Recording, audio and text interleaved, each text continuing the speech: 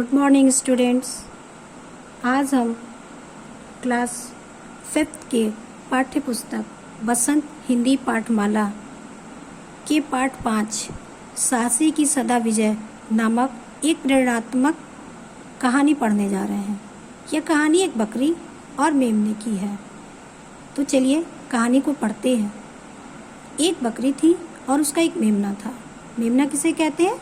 बकरी के बच्चे को। दोनों जंगल में चर रहे थे। चरते चरते बकरी और मेमने को प्यास लग गई।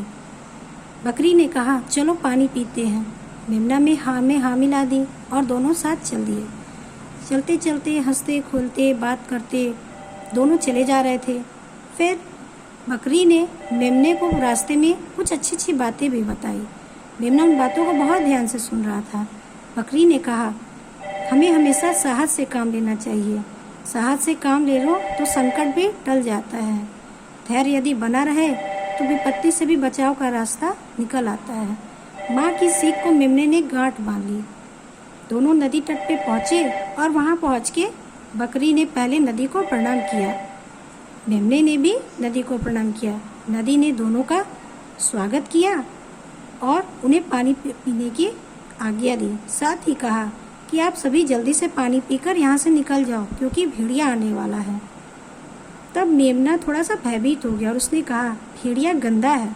वो मुझ जैसे छोटे जीव पे रौब झाड़ता है, उन्हें मारकर खा जाता है। वह घमंडी भी है। तुम इसे अपने पास क्यों आने देती हो? पानी पीने से मना क्यों नहीं कर देती?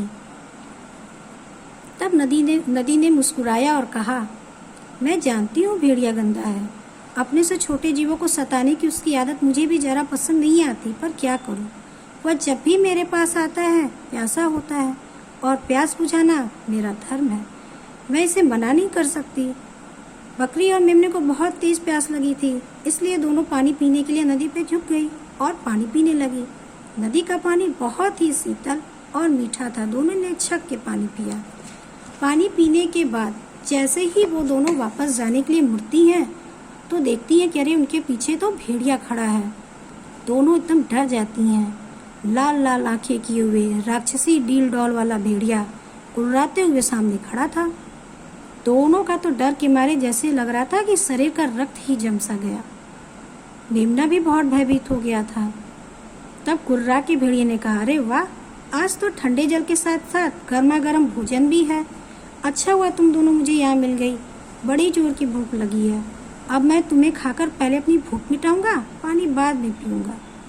इतनी देर में दोनों बकरी और मेमना संभल चुके थे। तब मेमने ने कहा, छी छी, कितने गंदे हो तुम। मुंह में मक्खियां भिनभिना रही हैं। लगता है महीनों से मुंह नहीं धोया। भेड़िया सकपका गया।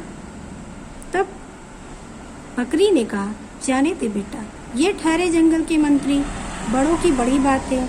हम उन्हें कैसे समझा सकते हैं? हो सकता है भेड़िया दादा ने मुंह न धोने की कसम उठा रखी हो।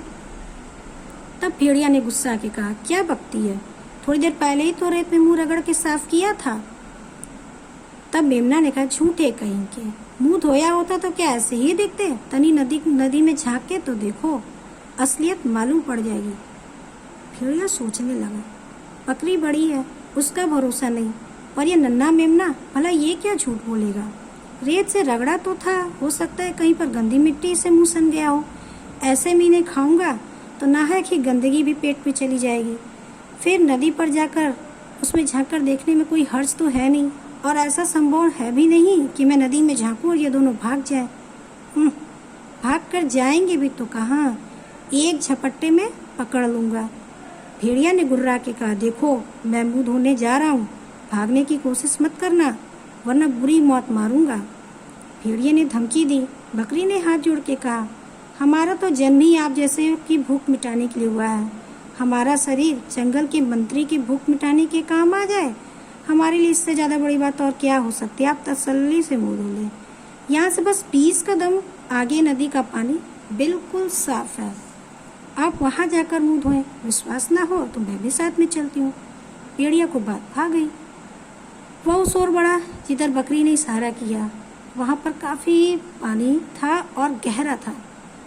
किनारे भी उसके बहुत चिकने थे। जैसे ही भेड़िया ने अपना चेहरा देखने के लिए नदी में झाँका, पीछे से बकरी ने अपनी पूरी ताकत समेटकर जोर का धक्का दिया।